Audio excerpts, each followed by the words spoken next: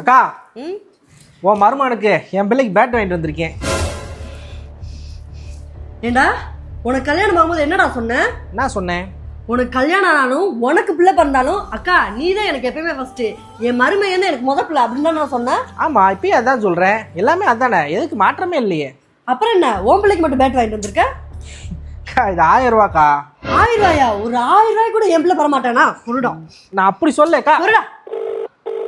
என்னங்க சாயந்தரம் வரும்போது 5000 ரூபாய்க்கு என் பிள்ளைக்கு பேட் வாங்கிட்டு வரீங்க, வாங்கிட்டு வாங்க. நான் அப்படி சொல்லலை. இந்த பேட் 1000 ரூபாய், என்கிட்ட 1000 ரூபாய் தான் இருந்துச்சுன்னு சொன்னேன்.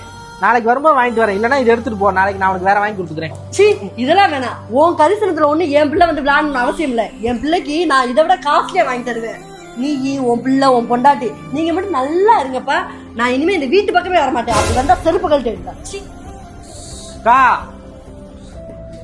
ஒரு பேட்டுக்கு இவ்வளவு பெரிய போரா? இந்த மாதிரி சின்ன சின்ன பிரச்சனையில தான் பல குடும்பங்கள் முட்டிட்டு இருக்கு.